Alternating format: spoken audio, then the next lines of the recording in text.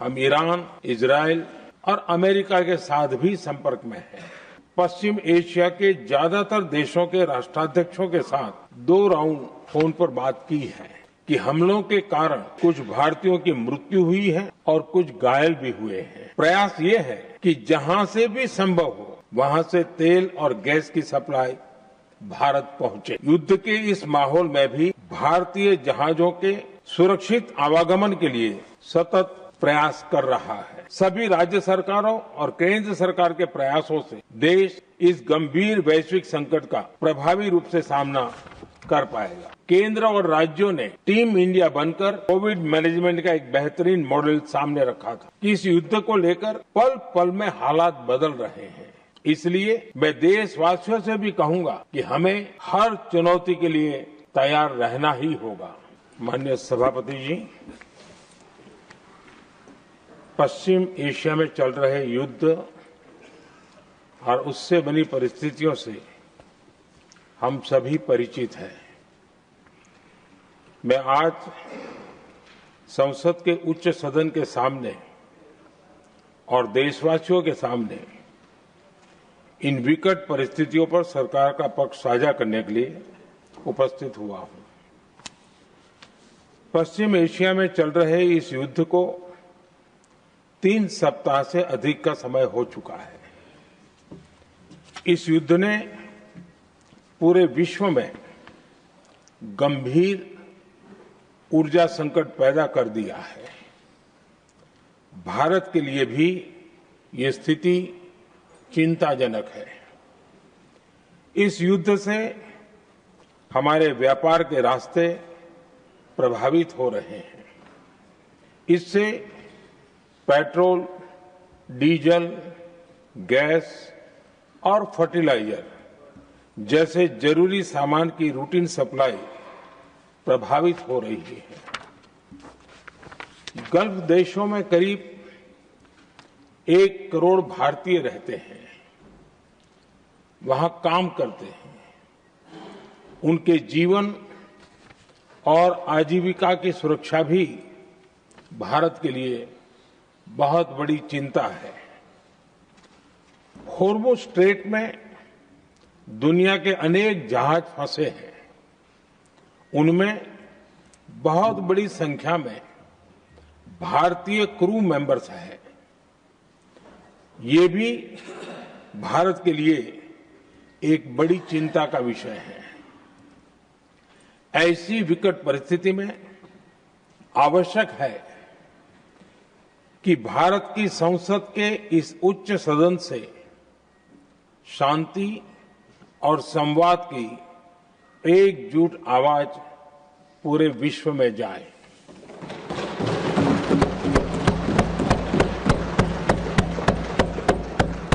सभापति जी, युद्ध की शुरुआत के बाद से मैंने पश्चिम एशिया के ज्यादातर देशों के राष्ट्राध्यक्षों के साथ 2 राउंड फोन पर बात की है।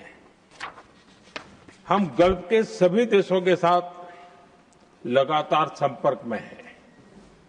हम ईरान, इजरायल और अमेरिका के साथ भी संपर्क में हैं।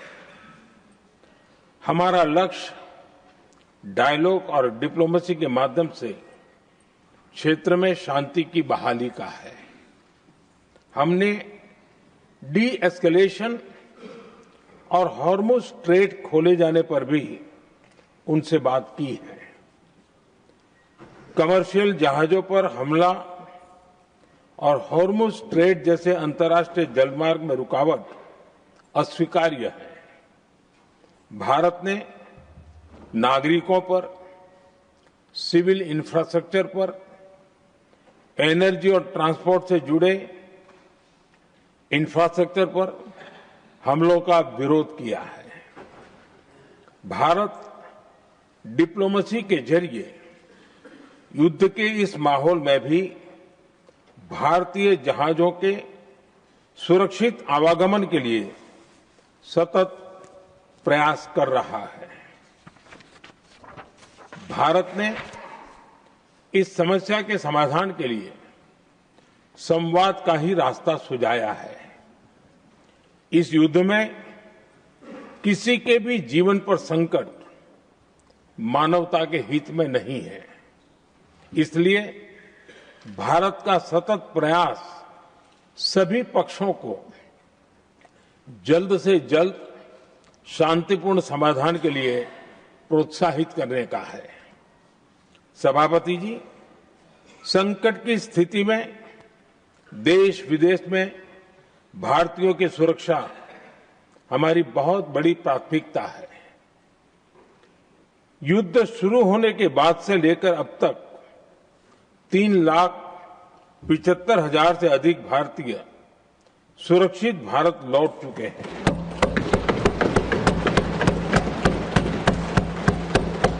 ईरान से ही अभी तक 1,000 से अधिक भारतीय सुरक्षित वापस लौटे हैं। इनमें 700 से अधिक मेडिकल की पढ़ाई करने वाले युवा हैं। हमारी सरकार संकट के इस समय में पूरी संवेदनशीलता से काम कर रही है। सभी देशों ने वहां मौजूद भारतीयों की सुरक्षा का पूरा आश्वासन दिया है। हालांकि ये बहुत दुखद है कि हमलों के कारण कुछ भारतीयों की मृत्यु हुई है और कुछ घायल भी हुए हैं। ऐसे मुश्किल हालात में परिवारजनों को आवश्यक मदद दी जा रही है। जो घायल हैं, उनका बेहतर इलाज सुनिश्चित कराया जा रहा है। सभापति जी, होर्मुज स्ट्रेट विश्व व्यापार के सबसे बड़े रूट्स में से एक है। विशेष तौर पर कच्चे तेल, गैस और फर्टिलाइजर से जुड़ा परिवहन इस क्षेत्र से बहुत बड़ी मात्रा में होता है। युद्ध के बाद से ही होर्मुज स्ट्रेट में जहाजों का आना जाना बहुत चुनौतीपूर्ण हो गया है। लेकिन विपरीत परिस्थितियों के बावजूद हमारी सरकार ने संवाद से, कूटनीति के माध्यम से रास्ते बनाने का प्रयास किया है। प्रयास ये है कि जहां से भी संभव हो वहां से तेल और गैस की सप्लाई भारत पहुंचे। ऐसी हर कोशिश के नतीजे भी देश देख रहा है। बीते कुछ दिनों में दुनिया के अनेक देशों से कच्चा तेल और एलपीजी से भरे जहाज भारत आए हैं।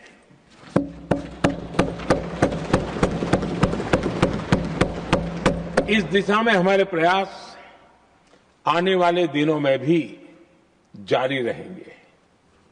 सभापति जी, भारत का प्रयास है कि तेल हो, गैस हो, फर्टिलाइजर हो, ऐसे हर जरूरी सामान से जुड़े जहाज भारत तक सुरक्षित पहुंचे। लेकिन इस युद्ध से बनी वैश्विक परिस्थितियां अगर लंबे समय तक बनी रहती है तो गंभीर दुष्परिणाम तय है। इसलिए भारत ने अपनी रेजिलियंस बढ़ाने के लिए जो भी प्रयास बीते वर्षों में किए हैं, उनको और गति दे रहा है।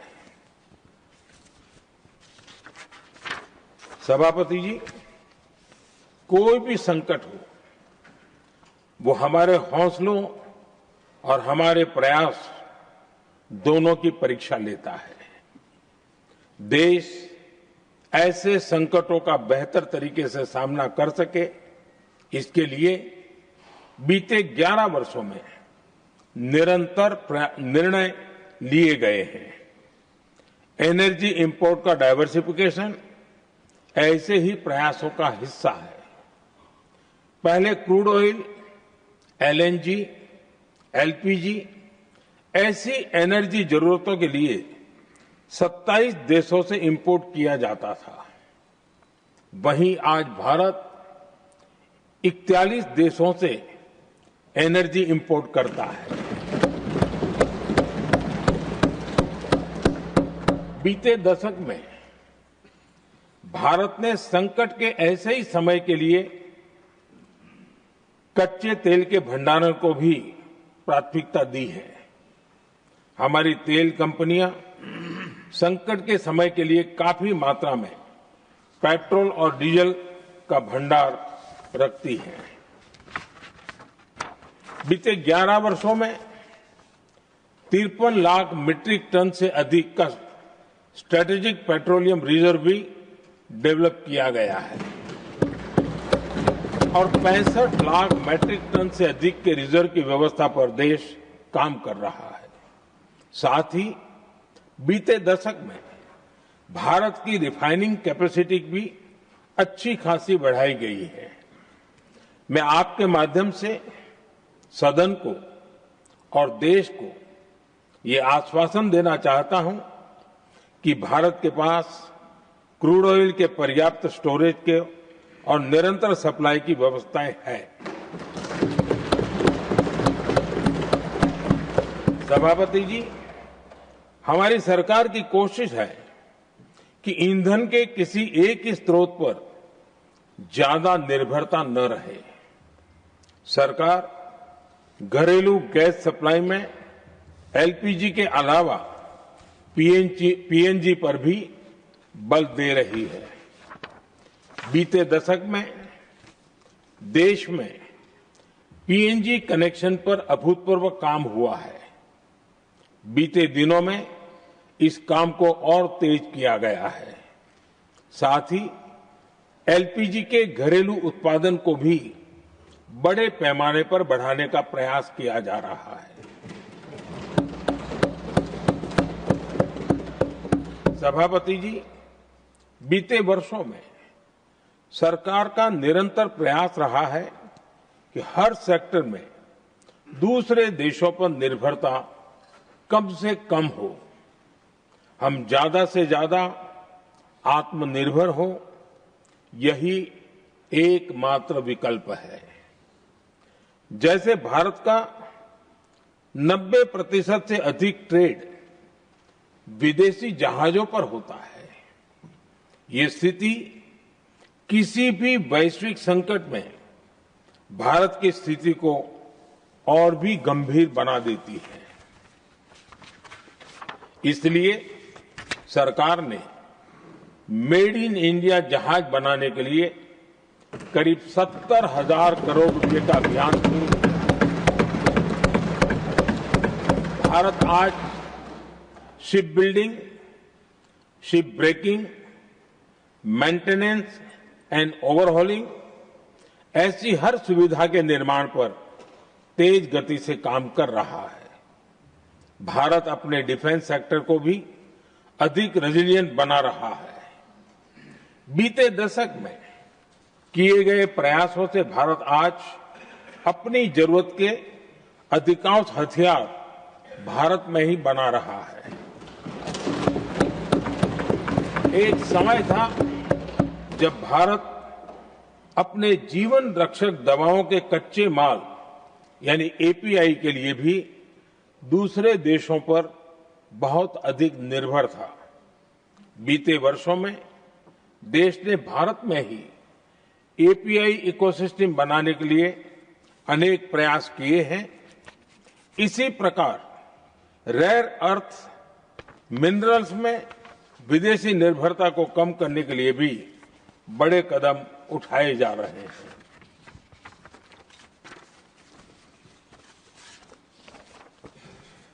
आदरणीय सभापति जी, वर्तमान संकट ने पूरी दुनिया की इकोनॉमी को हिला दिया है। अभी तक पश्चिम एशिया में जो नुकसान हुआ है उससे रिकवर होने में भी दुनिया को बहुत समय लगेगा। भारत पर इसका कम से कम दुष्प्रभाव हो, इसके लिए निरंतर प्रयास किए जा रहे हैं।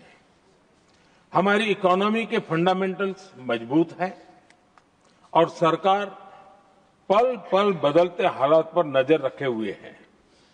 सरकार इसके शॉर्ट टर्म, मीडियम टर्म और लॉन्ग टर्म ऐसे हर प्रभाव के लिए एक रणनीति के साथ काम कर रही है।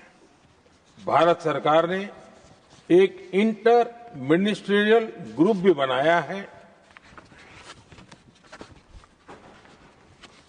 ये ग्रुप नियमित मिलता है और हमारे इंपोर्ट एक्सपोर्ट में आने वाली हर दिक्कत का आकलन करता है और ये ग्रुप आवश्यक समाधान पर भी निरंतर काम करता रहा है। जैसे कोरोना के समय में अलग अलग सेक्टर्स की चुनौतियों से निपटने के लिए एक्सपर्ट्स और ऑफिसर्स के एम्पावर्ड ग्रुप्स बने थे, वैसे ही कल ही ऐसे 7 नए एम्पावर्ड ग्रुप्स का भी गठन किया गया है। ये group supply chain, petrol diesel, fertiliser, gas, महंगाई ऐसे विषयों पर त्वरित और दूरगामी रणनीति के तहत कार्रवाई करने का काम करेंगे। मुझे पूरा भरोसा है कि साझा प्रयासों से हम परिस्थितियों का बेहतर सामना कर पाएंगे। आदरणीय सभापति जी, सरकार ये भी प्रयास कर रही है कि आने वाले बुआई के सीजन में किसानों को पर्याप्त खाद मिलती रहे। सरकार ने खाद की पर्याप्त सप्लाई के लिए आवश्यक तैयारियां की हैं। सरकार का निरंतर प्रयास है कि किसानों पर किसी भी संकट का बोझ न पड़े। मैं देश के किसानों को फिर आश्वस्त करूंगा कि सरकार हर चुनौती के समाधान के लिए उनके साथ खड़ी है।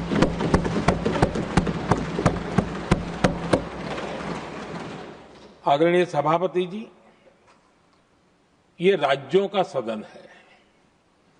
आने वाले समय में ये संकट हमारे देश की बड़ी परीक्षा लेने वाला है और इस परीक्षा में सफलता के लिए राज्यों का सहयोग बहुत आवश्यक है। इसलिए इस सदन के माध्यम से मैं देश के सभी राज्यों की सरकारों से भी कुछ आग्रह करना चाहता हूं। संकट के समय गरीबों पर, श्रमिकों पर, प्रवासी साथियों पर बहुत बुरा असर पड़ता है। इसलिए पीएम गरीब कल्याण अन्न योजना का लाभ समय पर मिलता रहे, ये सुनिश्चित करना होगा। जहां प्रवासी श्रमिक साथी काम करते हैं, उनकी परेशानियों को दूर करने के लिए प्रोएक्टिव कदम उठाए जाएं। ऐसी स्थितियों पर नजर रखने के लिए राज्य सरकारें विशेष व्यवस्थाएं करें तो इससे काफी सुविधा होगी। राज्य सरकारों को एक और चुनौती पर भी बहुत अधिक ध्यान देना होगा। ऐसे समय में कालाबाजारी करने वाले, जमाखोरी करने वाले बहुत एक्टिव हो जाते हैं। जहां से भी ऐसी शिकायतें आती हैं, वहां त्वरित कार्रवाई होनी चाहिए।